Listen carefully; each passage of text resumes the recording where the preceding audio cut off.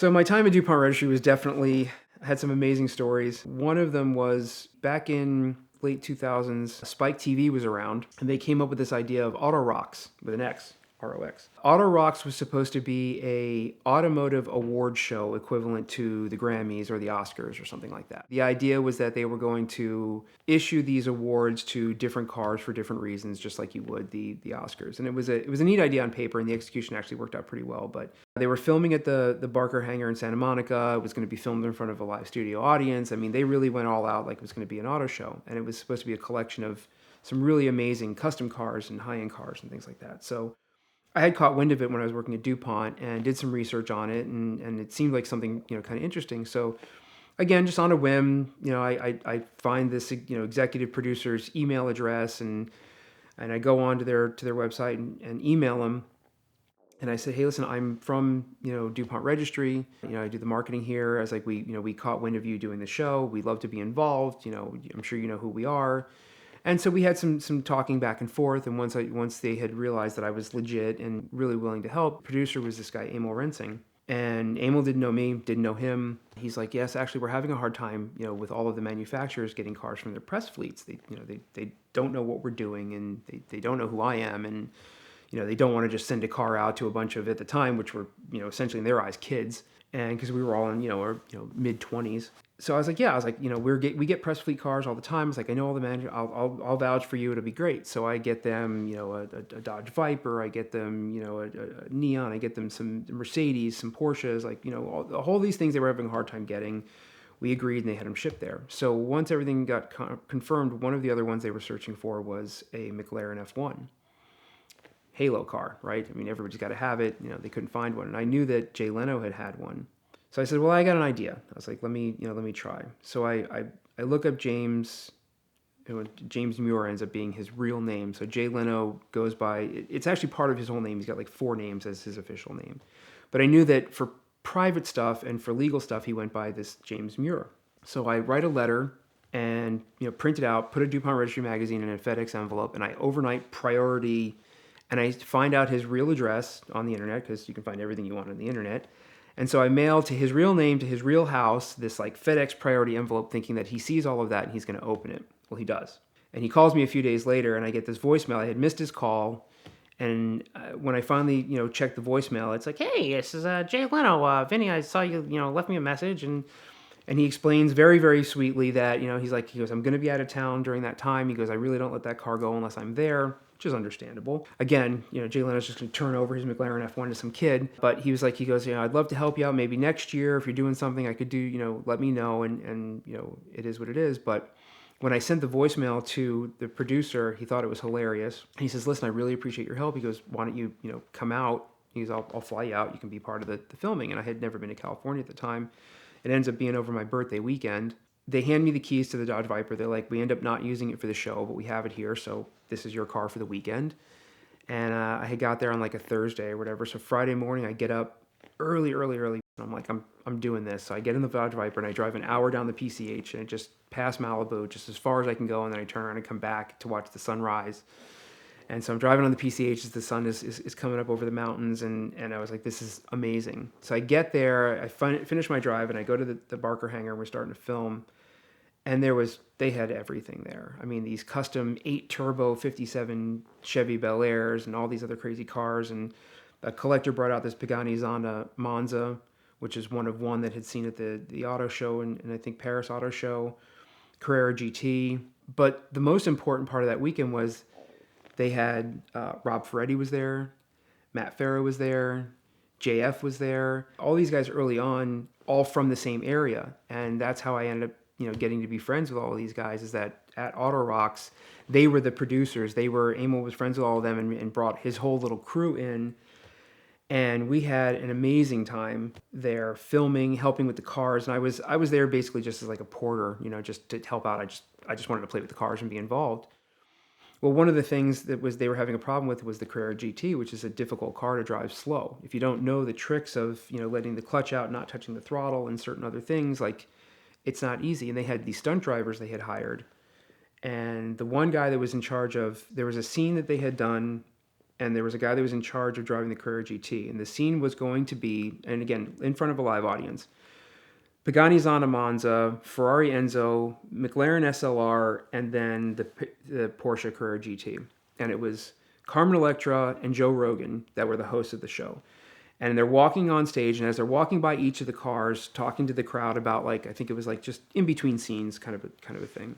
But the scene was, as they walked in front of the cars and they went past the car would start up and it would drive off stage and go down this ramp. That's one of the hardest things to do in a Carrera GT, is to just move it slow. It doesn't like it. I had known the tricks about it through some friends and had gotten to drive Tiger Woods at, through DuPont Registry, a Carrera GT that he wanted to sell it, and we went and picked it up, and I got showed how to do it, and I got to drive Don Wallace's Carrera GT. So I had experience with these Carrera GTs. So I had no problem driving it, and one of the producers had seen me in the car a few times. The practice scenes they tried it, the stunt driver kept stalling the car. So they're like, "You haven't stalled the car yet, you're driving." I'm like, "I'm sorry, what? Excuse me?"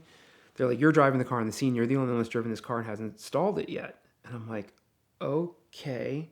So we practice, and I do it no problem, but then a few hours later, I'm in front of this crowd of hundreds of people in the Barker hangar, and here's Joe Rogan and Carmen Electra, and these other guys, and of course I have to go last. One take on the scene, Carrera GT was the last one to leave, and I'm sitting in the car, and I'm like, I can't believe this is happening. I'm looking at the crowd through the window, and the Pagani fires up, and then the Enzo, and then the SLR, and they're walking by, and I see Joe Rogan, and here's Joe Rogan and Carmen Electra right in front of me, and I'm watching the director for the cue. They come by, and he gives me the cue. I fire the car up, and the SLR is getting ready to pull away, and I pull the car out onto the stage, and I pull it down the ramp, perfectly fine. And I was never sweatier or more nervous driving a car, and all of the crazy things that I had done, I just didn't want to be that guy in front of the crowd knowing we had one chance to do it, but I pulled it off. But that was my 5 seconds of fame, not even 15 minutes. We get done with the filming, everything went great, and the staff was amazing, and Joe Rogan was hilarious. We were doing the wrap party, and again, I had been driving the Viper all weekend, and we were playing around and doing donuts and doing things as you do in other people's cars while you have an entire airstrip to do whatever you want with. So we're doing the wrap party, and it was at the Viceroy on Pico in Santa Monica.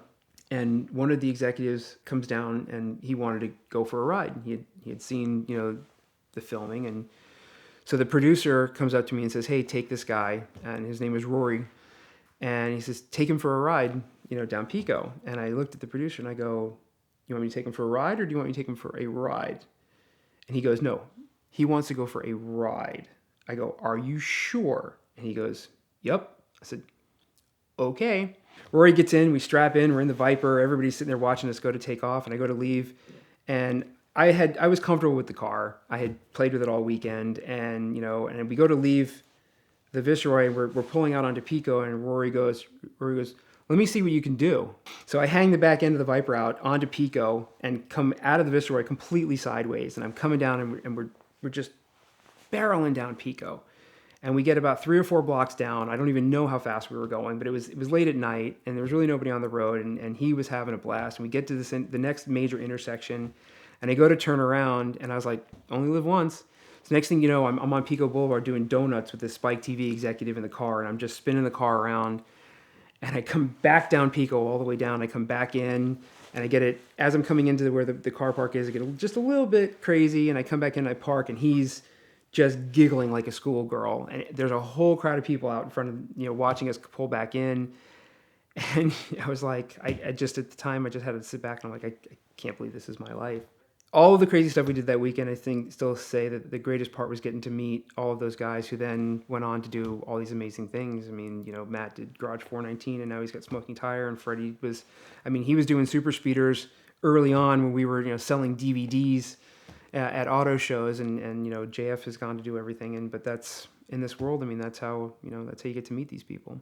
The next year, Spike TV, that one went pretty well. Ratings were okay. They weren't sure what to do. So the second one they decided to do was in Vegas. And at the time, I was doing some work for a gentleman by the name of Mark, and he ran the Gennady Design Group. Now, I had met Mark because he was the one that built the Stretch Phantom limo. And he had this crazy idea to take a Ford GT, the first gen Ford GT in 2005-06, and he wanted to do a throwback of the Ford GT X1.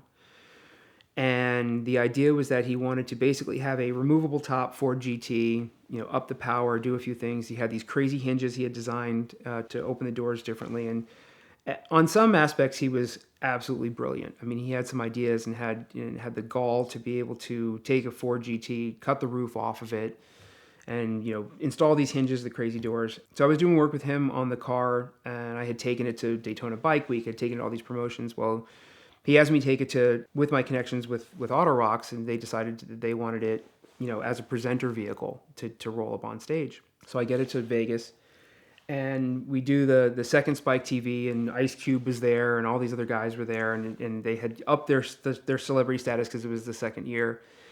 But the problem was when it was over, the car was supposed to go to Richard Kimball's studios in Northern California, and the transporter fell out.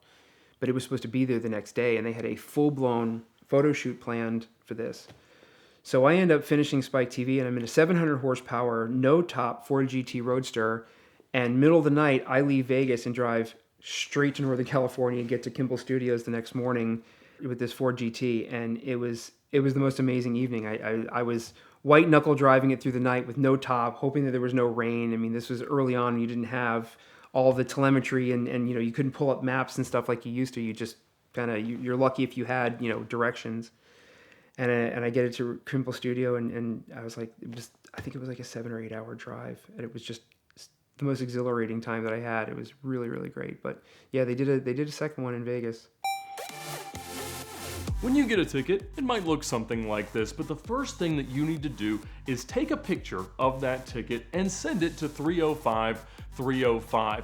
That will get the ticket clinic on your case immediately. They've got brick and mortar offices in Georgia, Florida, and California, but they can help you find a ticket no matter where you get it in the United States by helping you find a local attorney that will do everything they can to help you avoid costly fines, insurance premium increases, points on your license, risk of suspension, even jail time. They've helped me out with this ticket and many others, and a lot of my friends as well. So check them out now at the link in the description below, or again, text your ticket to 305-305 to get the ticket clinic on your case. They are the perfect partner in your fight against any speeding ticket.